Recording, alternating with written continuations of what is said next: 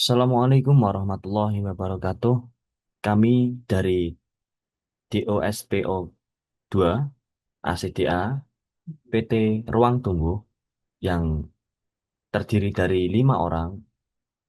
Yang pertama Rahmat Abdillah Hermawan, yang kedua Muhammad Iqbal Setiawan, Rahmat Aditya, yang keempat Muhammad Ragil Arsandi, yang kelima Fajar Anugrah Al-Farabi akan mempresentasikan dalam bentuk ruang tumbuh.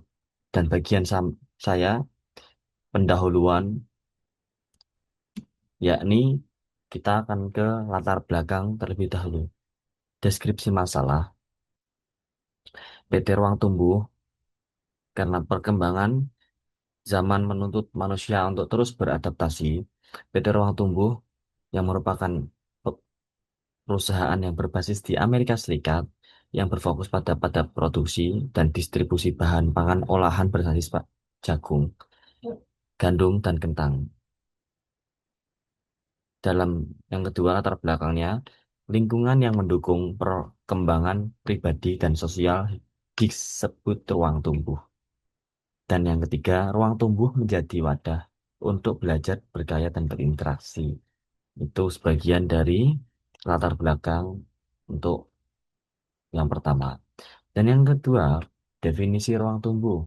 Ruang tumbuh itu merupakan lingkungan atau ekosistem yang memfasilitasi perkembangan potensi manusia dan mencakup aspek fisik, sosial, emosional, dan intelektual yang menjadi jembatan antara potensi diri dengan realisasi dan pencapaian. Dan tujuannya, perkembangan zaman menuntut manusia untuk terus beradaptasi. Dan yang kedua, lingkungan yang mendukung perkembangan pribadi dan sosial disebut ruang tumbuh. Ruang tumbuh menjadi wadah untuk belajar, berkarya, dan berinteraksi. Manfaatnya, meningkatkan kreativitas dan inovasi, mendorong kolaborasi serta kerjasama sama manusia. Dan ketiga, membentuk karakter dan nilai positif. Yang keempat, memperluas wawasan dan keterampilan. Ruang lingkup dalam hal ini ada as ada empat jawaban ya. Ada aspek fisik, yaitu fasilitas, infrastruktur, dan teknologi. Aspek sosialnya, interaksi, dukungan komunitas. Yang ketiga, aspek psikologis, yaitu motivasi, rasa aman, kebebasan berekspresi. Yang keempat, aspek edukasi, pembelajaran formal, formal dan non-formal. Sekian dari saya, saya lanjutkan ke selanjutnya. Terima kasih. Saya Rahmat Aditya akan melanjutkan presentasi dari rekan saya dengan NIM 280 2583110. Modeling dan formulasi problem data perusahaan PT Ruang Tumbuh basis Amerika Serikat. Tujuan memilih lokasi produksi dan distribusi yang meminimalkan total biaya operasional antara lain pembelian, bahan baku, dan pengiriman ke pelanggan. Kapasitas 20.000 ton per tahun per lokasi. Pertimbangan penyelesaian dari data berikut. Pelanggan Jones JJCO Square Key. Permintaan per pelanggan reguler Green Union Pertimix. Biaya pengiriman material antara lokasi $0,15 per ton per mil.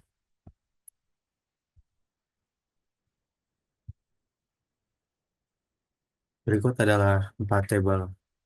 Yang pertama, ship information and material shipping cost. Tabel 2, product ingredient mix. Tabel 3, demand information. Tabel 4, distance between plant and customer. Decision variable. Definisi XIJ adalah jumlah ton produk I yang dikirim ke lokasi J ke pelanggan K. YJ adalah 1 jika lokasi J dibuka, 0 jika tidak. Variabel binary. MJ jumlah ton bahan baku jenis M yang dibeli di lokasi J. Keterangan indeks I adalah reguler Green Union, Partimix, J. Yuma, Fresno, Tucson, Ramona, K. Jones, YZ, CO, Square Key, M. Corn with Potato. Objective function minimalkan total biaya tahunan yang dikeluarkan perusahaan dalam proses produksi dan distribusi ke seluruh pelanggan. Constraint function demand fulfillment memastikan total pengiriman barang dari semua lokasi sesuai dengan permintaan pelanggan. Capacity limit per location membatasi kapasitas maksimum tiap lokasi J menjadi 20.000 unit hanya jika lokasi tersebut dibuka atau beroperasi. Material recruitment per location menghitung total kebutuhan bahan baku M di lokasi J berdasarkan produk yang harus dikirim. Binary variable memodelkan keputusan lokasi mana yang dibuka agar biaya operasional optimal. Non-negativity memastikan aliran barang dan kebutuhan tidak negatif.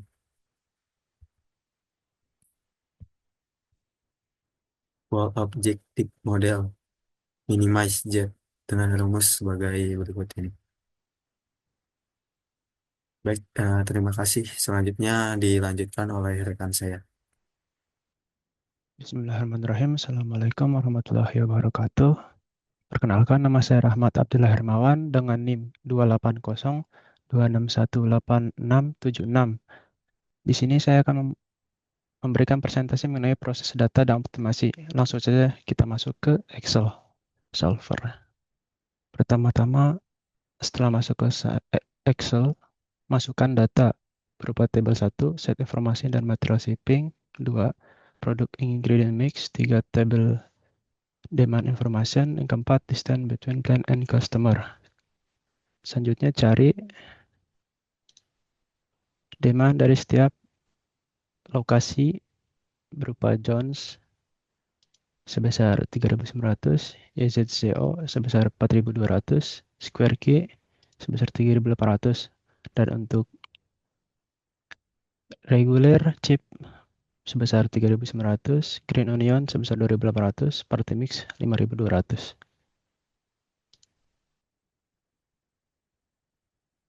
Selanjutnya kita masuk ke bagian total product shipping cost. Di sini kita akan membuat tabel kosong, di mana setiap capacity ton itu memiliki constraint capacity sebesar lebih kecil sama dengan 20.000 sesuai dari soal. Lalu untuk demand sesuai permintaan dari Jones sebesar 3.900 yang didapat dari sini. YZCO sebesar 4.200 yang didapat dari sini, dan Square Key 3.800 dapat dari sini. Lalu kita juga membuat sel tentang nanti hasilnya, itu total product shipping cost dengan rumus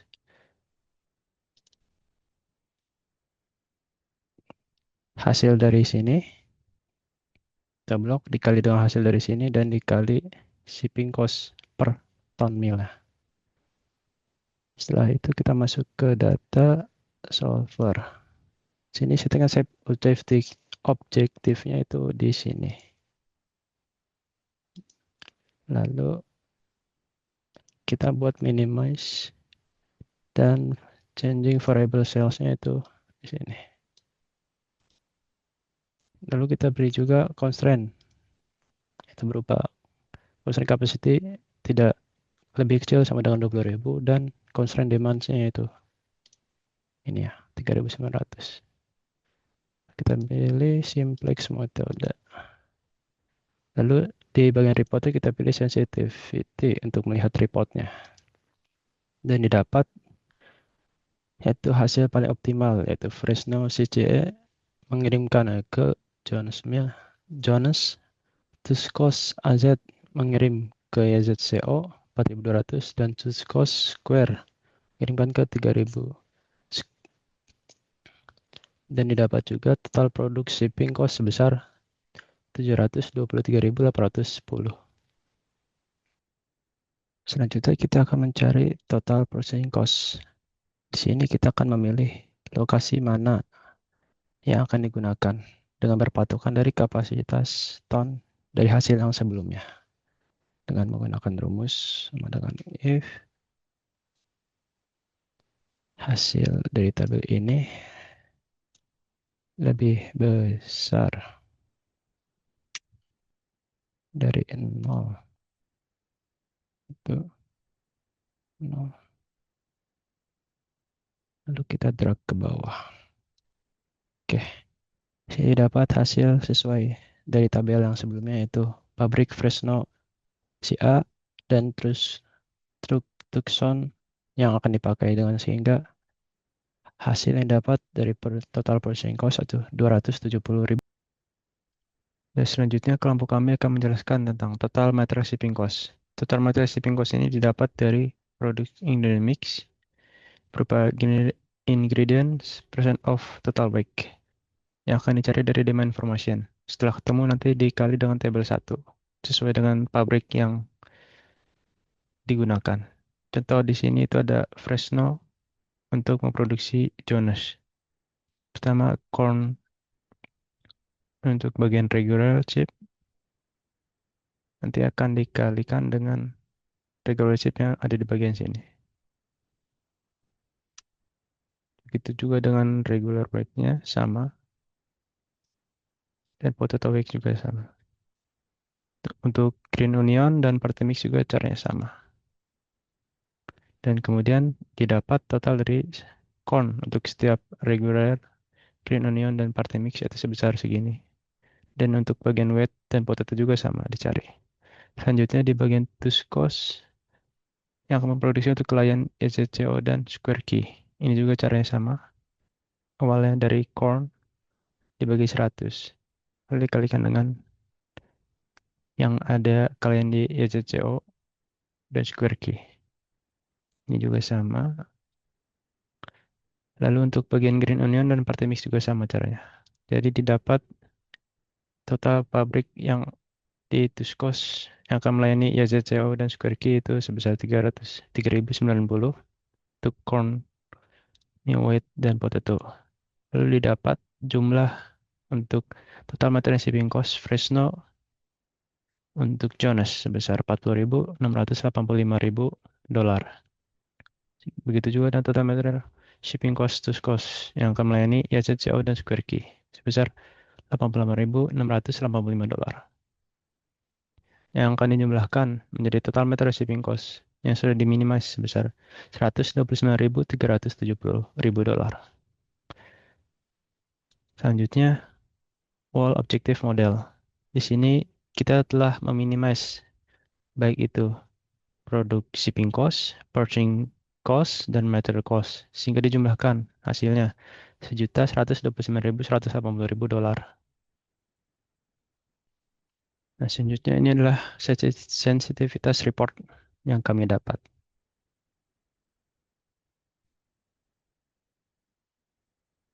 Ya, di sini saya akan melanjutkan presentasi yang sudah disampaikan oleh rekan saya. Di sini saya Muhammad Iqbal Setiawan dengan NIM 2802605401. Untuk yang akan saya sampaikan pertama kali yaitu mengenai result analysis. Poin pertama, total biaya rantai pasok, yang mana total biaya minimumnya adalah 1.123.180 dolar. Lalu untuk komposisi biayanya terdiri dari tiga komponen, yaitu biaya pengiriman, total biaya pembelian, dan total biaya material. Untuk hasilnya sudah tertera dalam slide. Lalu yang ketiga, distribusi produk ke pelanggan, yang mana data yang kita peroleh yaitu fresh raw menuju Jones 3.900 ton, Tucson menuju YZCO 4.200 ton, lalu Fresno menuju Square 3.800 ton. Untuk poin keempat yaitu kapasitas pabrik. Untuk pemanfaatan kapasitasnya itu yang Fresno 3.900 ton atau 19,5% dari kapasitas total demand. Lalu Tucson 8.000 ton atau 40% dari total kapasitas demand. Lalu yang kelima, biaya pembelian tahunan untuk totalnya yaitu 270.000 dolar. Untuk yang poin keenam, biaya pengiriman produk ke pelanggan Untuk total biaya pengiriman produknya yaitu $723.810. Untuk yang selanjutnya yaitu analisis sensitivity. Poin pertama, distribusi produk. Produk hanya dikirim dari Fresno menuju John 3.900, lalu Tucson menuju YZCO 4.200, serta Square Key 3.800. Pabrik yang tidak terpakai berada di Yuma dan Puma. Untuk shadow price mereka 0 dan memiliki reduce cost negatif. Lalu, poin yang kedua, reduce cost sesuai yang ada di slide. Yuma menuju YZCO biaya meningkat $23,4 per ton. Fresno menuju JCO biaya meningkat $76,2 per ton. Lalu pembangunan menuju Square biaya meningkat $36,725 per ton. Untuk objektif coefficient sendiri seperti yang terdapat dalam data, Fresno menuju Jones di angka $97,8 per ton. Tucson menuju ZCO $65,1 per ton. Fresno menuju Square $18,15 per ton. Lalu untuk decrease dan decrease-nya, sebagai contoh, yaitu Fresno Jones bisa mahal hingga $100 lebih tanpa mengubah rute optimal. Lalu Yuma menuju Jones harus turun $6,6 agar masuk ke solusi. Untuk shadow price permintaan, sebagai contoh, jika Jones dengan final value 3.900 dan shadow price-nya 97,8, artinya jika demand Jones naik 1 ton, maka biaya pengiriman akan bertambah $97,8.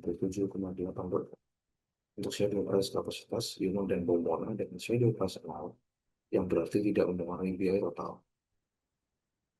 Berikut adalah case analisis kondisi lima kasir.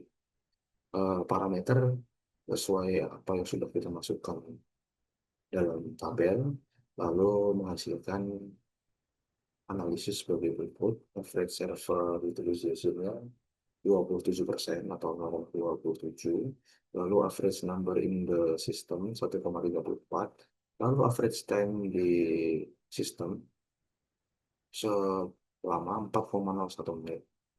Lalu untuk probabilitas 3 pelanggan secara bersamaan dalam sistem terdapat persentase sebesar 5% atau 0,05, dan ini masih memenuhi batasan yang mana tidak boleh lebih dari 6%.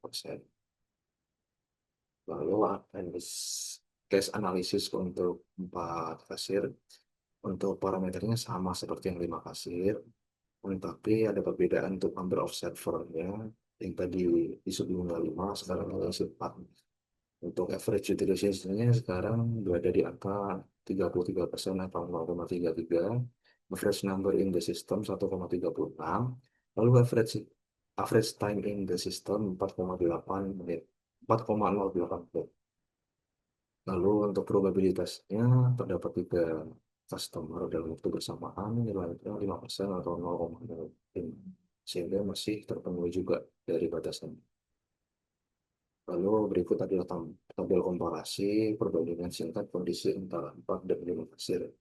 Mulai dari utilitas, rata-rata jumlah pesanan, rata-rata waktu tunggu, probabilitas lebih dari 3 customer secara bersamaan, total biaya operasional per jam, serta kondisi terhadap batasan.